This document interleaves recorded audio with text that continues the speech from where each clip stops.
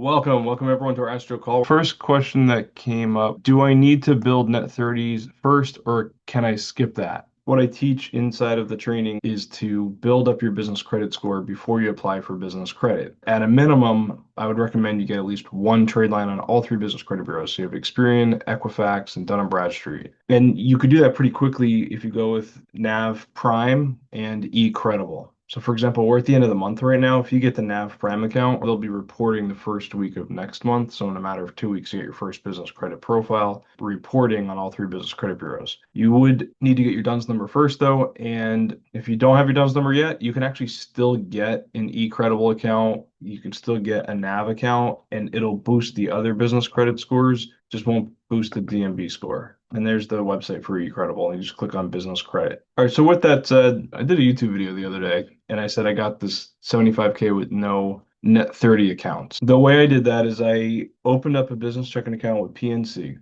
PNC is a regional lender. Almost all of them are in good lending moods right now. Fortunately, their lending mood doesn't move too quickly. It's not like the stock market. If you're watching the news, you're reading headlines right now, you might be confused with all the things that are happening with tariffs. Real estate and business credit lending, they usually move over periods of like 6 to 12 months. So it's not like the stock market where the next day things can crash. I just had a client get approved for 50K on a soft pull from Wells Fargo for a business line of credit.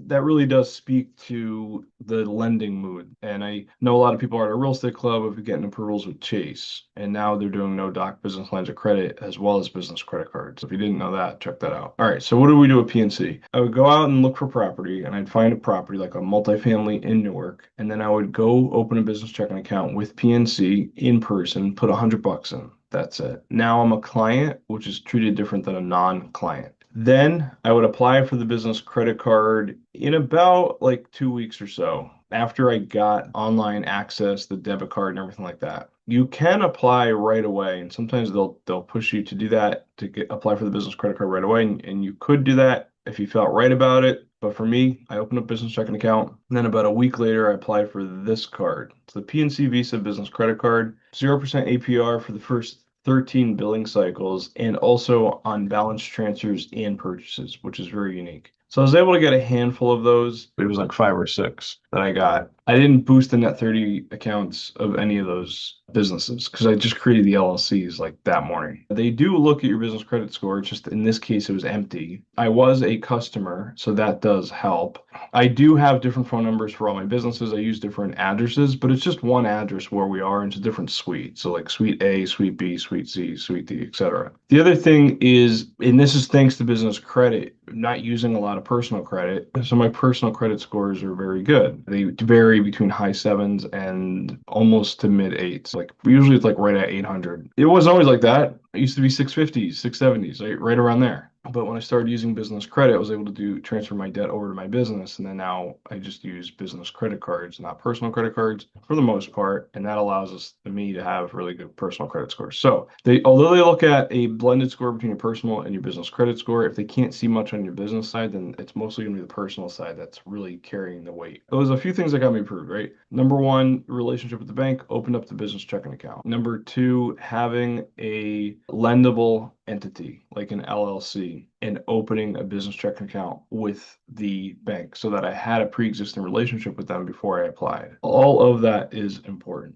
Now, there are some, before I do that though, I wanted to show you this post. So this is our Elite Club program, and this is a post from Antonio, and he had asked, can he still get more credit if he's already showing $70,000? My answer was, yeah, you can. You know, a lot of the lenders that I get funding from, they're not asking about your prior debt load. So that's one of the things I like about backyard banks and the no doc lending is that they're not asking for your tax returns, your balance sheets, your financials, or anything like that. What that means is that it's a lot easier to get funding. And even if you already have 75 grand or 70,000 in debt, like Antonio does, he was still able to get $50,000 with Wells Fargo. He has had an account with them for a while, which we definitely want to do if you're going to apply with Wells Fargo. And he got it with no hard pull. And this was just a day ago, yesterday, right? So this is fresh information. And I've had a couple students get approved with Wells Fargo, but I'm really impressed that two things. One, that Antonio took the training, implemented it, and all of that. But secondly, the fact that Wells Fargo is in that good of a lending mood because usually the bigger banks start to pull back first. But right now, they're not really pulling back. The other thing I will say about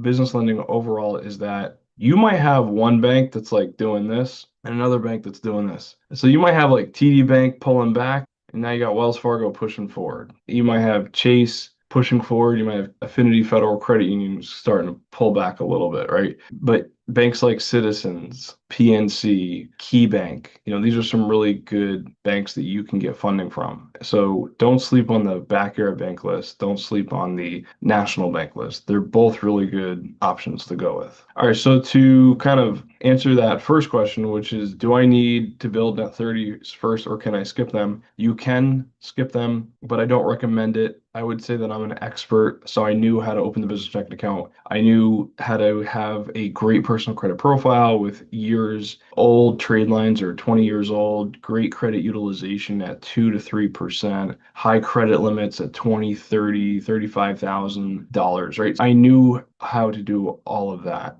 Ideally, if you're just starting out, go get the first Net 30 account. Your goal is, of course, to get 3 or more Net 30 vendors to report to all 3 bureaus, right? But at a minimum, like I said in the beginning of the call, go get that NAV Prime account now. It'll already be reporting 2 weeks from now. So why would you skip it if you're just going to report in a couple of weeks? So I do not recommend skipping, although I've practiced it before and I've had mixed results. I sent this email out today. If I were to just start completely from scratch today, here's steps that I would take. Step 1, open a business checking account with the right bank. Not all banks are created equal. I would recommend skip the mega banks for now, go local. More regional, smaller credit unions and community banks are way more flexible when it comes to getting business credit early on, are more experienced, you have more trade lines showing up, then go for like the Chase, the Amex, and those types of cards. This is very important. People don't believe this, but this is true. Even if you only deposit $100, the minimum, you're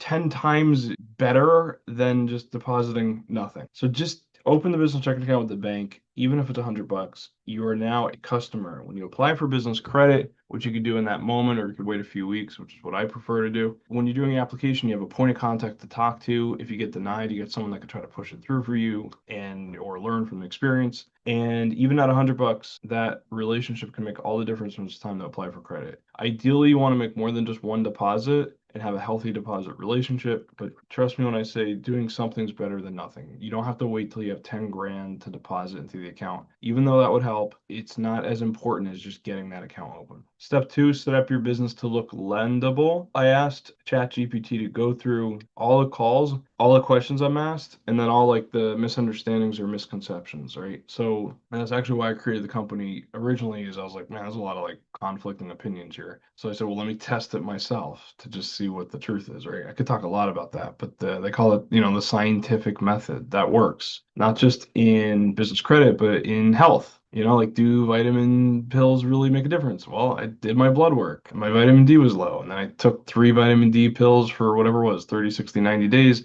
I do blood work again. My vitamin D went way up, right? Those pills work. So just test things yourself. Don't just rely on what you're learning on the internet or on YouTube, on Reddit. Just have the what's to go out there and just test it and take notes on it. And that way you're kind of removing yourself emotionally from the process. And you should see my notes all over here on my desk on these are the results of what sometimes this worked, sometimes it didn't. Anyway, so you need a business phone number. Don't use your cell phone. Okay. You should ideally have a real business email with your domain. So if my company is called Johnny's Pizza, so it'd be johnnyspizza.com, right? You need a business address, not a P.O. box or virtual mailbox. If you have a P.O. box or virtual mailbox, there's a chance here that when you apply for business credit, you're going to get denied. The Secretary of State may even deny you for a bad address. So you usually use a home address of the suite, or you could use a shared office address. Like this office I'm in today, there's 4 other businesses that are here, but it's a real office and I have signage and all that. It's not one of those fly-by-night virtual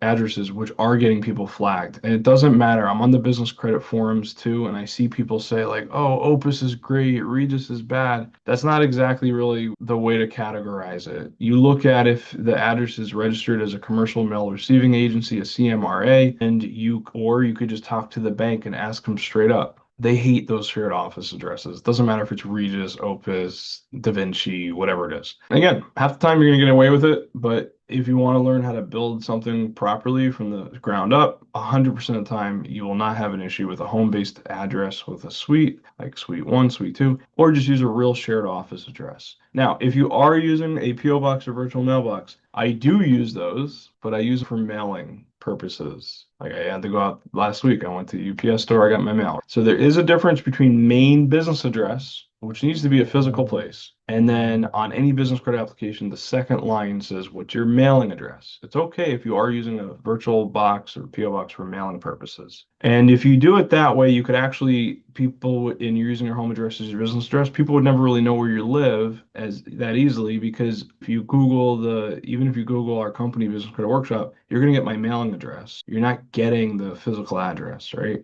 So you can control what your online presence says. When you give information to the bank on the business credit application, it's private. Only they know that information. Again, if you have questions on that, we talk about this almost every month. Just let me know in the chat. I'll be happy to clarify. So yes, I'm telling you to ignore the TikToks and all the other fake gurus on YouTube. Step 3, build a scorable credit profile fast. Most people think you need 3 to 6 months of net 30s. That's not true. It's old, outdated advice. There's still big, large business credit companies that are teaching that. You could get net 30 today. And like I said, in 2 weeks, it'll already be reporting. So those are the ones I like to get, like the eCredibles of the world, the NAV Prime, the NAV Prime card. That's a second trade line that you can get. Those are all really good. Step 4, build relationships with lenders before applying. Approvals do come from relationships, not just random applications.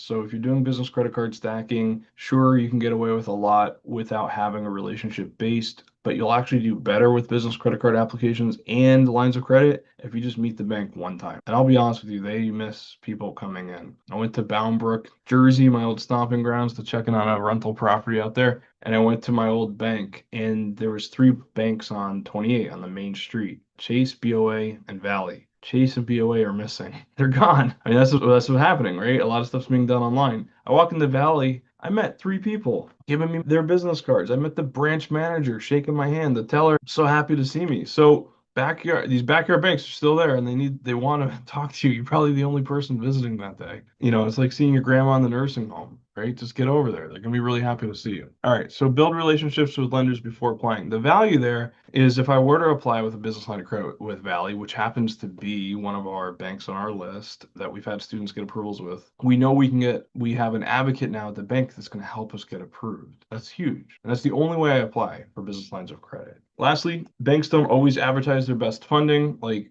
Valley isn't out there saying we offer no doc business lines of credit or business credit cards up to 25K. They'll say it when you walk into the bank and shake their hand, but they're not advertising it. It's not on their website. Wells Fargo isn't bragging about the soft pull. Like the options that are being offered in funding take 1 or 2 phone calls, 1 or 2 visits. But you're talking about, like I showed you with Antonio, you're getting $50,000 for spending a half hour on the phone, half hour in the branch. You're spending an hour to get 50 grand in funding. It's worth it. All right, bye for now.